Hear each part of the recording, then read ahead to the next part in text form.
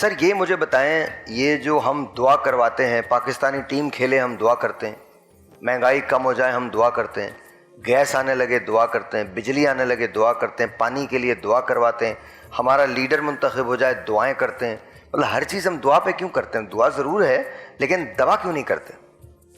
بسم اللہ الرحمن الرحیم، صلی اللہ علی النبی الامی و آلہ صلی اللہ علیہ وسلم، صلاۃ و سلام علیک یا رسول اللہ۔ ایک واقعہ عرض کرتا ہوں سر۔ ایک شخص کہیں سے جنگل سے جا رہا تھا تو اس نے دیکھا ایک موٹی تازی لومڑی زمین پہ پیٹ لگائے بیٹھی ہے، کیونکہ اس کے اگلے پاؤں بھی ٹوٹے ہوئے تھے، پچھلے پاؤں بھی ٹوٹے ہوئے تھے، آنکھوں میں گڈھے تھے، آنکھیں نہیں تھی، لیکن اتنی فربا موٹی تازی، حیران یار یہ اتنا معذور جانور اتنا ہیلدی کیسے ہے؟ اب یہ سوچ ہی رہے تھے کہ اس لومڑی سے ذرا فاصلے پر زمین پھٹی اور 2 پیالے نکلے، شہد کا اور دودھ کا۔ یہ کہنے لگے یار یہ چلو اس کے فوڈ کا، غذا کا انتظام، پر یہ تو معذور ہے، یہ تو چل کے ادھر جا نہیں سکتی پینے کے لیے۔ اب یہ اسی غلطوں پیشما تھے تو دیکھا سامنے سے ایک سفید نورانی لباس والے بزرگ آئے، ایک پیالہ اٹھایا اس لومڑی کو پلایا، دوسرا پیالہ اٹھایا اس لومڑی کو پلایا، اس کے بعد جانے لگے تو انہوں نے پکڑ لیا۔ میاں آپ کون ہیں، کہاں سے آئے ہیں؟ کہا جی میں اللہ تعالیٰ کی طرف سے مقرر کردہ فرشتہ ہوں اور اس بے زبان معذور جانور کے لیے میری ڈیوٹی ہے صبح اور شام یہ 2 پیالے آ کے پلا جاتا ہوں۔ اوہو، اب کہنے لگے میاں اللہ تعالیٰ اس بے زبان اور اباحث جانور کو دے سکتا ہے، کھلا پلا سکتا ہے، فرشتے مقرر کر سکتا ہے، تو میں تو اشرف المخلوقات ہوں، کیا بات، مجھے کیوں نہیں ملے گا؟ بس جی پہاڑ پہ چڑھ گئے، وہاں جھرنا بہ رہا تھا، 1-2 کچھ پودے لگے ہوئے تھے، کہنے لگے میں یہاں اللہ کی عبادت کروں گا، اللہ مجھے رزق ادھر ہی دے گا، بے زبان کو دے گا تو مجھے کیوں نہیں دے گا؟ 1 دن گزر گیا، 5 نمازیں گزر گئیں، 15 ہو گئی، تیسرے دن نڈھال ہو گیا، یا اللہ 1-2 لقمے ہی منہ میں ڈال دے میں تو مرنے جوگا ہو گیا ہوں۔ غیب سے آواز آئی تو یہاں 70 سال تک بیٹھا رہے تو 1 گھونٹ پانی اور 1 لقمہ تیرے منہ میں نہیں ڈالوں گا۔ میں نے دنیا کو عالم اسباب بنایا ہے، سبب بنایا ہے، اتر نیچے جا کما، خود بھی کھا، بچوں کو بھی کھلا اور معاشرے والوں کو بھی کھلا۔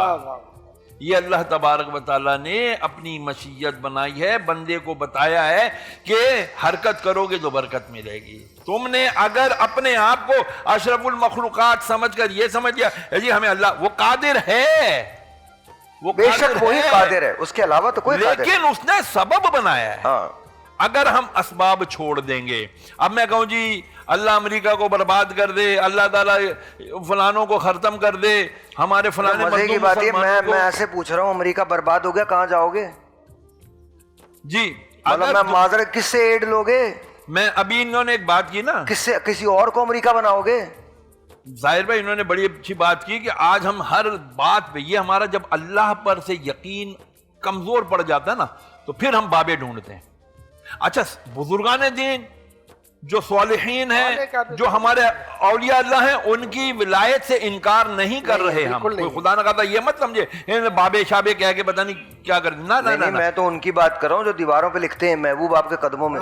یہ سب جو جعلی ڈاکٹر اور یہ جعلی عاملین جو ہوتے ہیں یہ لوگوں کے ایمان برباد کر رہے ہیں۔ اور میں چاہتا ہوں دنیا میں جو شخص بھی یہ کرتا ہے نا کہ محبوب مل جائے، اسے محبوب مل ہی جانا چاہیے، میں سچ بتا رہا ہوں۔ پھر آٹے دال کا بھاؤ پتہ چلنا شروع ہوتا ہے کہ محبوب کے آنے کے بعد کیا ہوتا ہے۔ تو یہ جو دنیا اللہ نے عالم اسباب بنوائی ہے، اللہ تبارک تعالیٰ نے اتنا بڑا قرآن مجید ہمیں عطا فرمایا ہے جس کے اندر نہ جانے کتنی اللہ تعالیٰ نے حکمتیں رکھ چھوڑی ہیں، بس ہماری نگاہ نہیں ہے، ہماری سوچ نہیں ہے کہ ہم اس کے اوپر ریسرچ کریں۔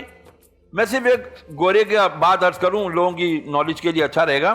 وہ کہنے لگے کہ میرے ایک دوست تھے، ایک صاحب تھے گورے، وہ کیتھیڈرل کے بشپ کے بیٹے تھے، ٹھیک ہے نا، وہ کہنے لگے میرا، وہ بھی ٹرالر چلاتے تھے کینیڈا میں، یہ ان کے مسلمان دوست ٹرالر چلاتے، مسلمان دوست کے والد صاحب کوئی نئے انہوں نے حدیثیں وغیرہ پڑھنا شروع کی تھی، تو ایک حدیث پڑھ کے بڑا پریشان تھے، یہ پرانی بات ہے، کوئی 10-12 سال پرانی بات، کہنے لگے کہ رسول اللہ علیہ السلام نے فرمایا جب تک وقت کا سایہ کعبے پہ نہیں پڑے گا قیامت نہیں آئے گی۔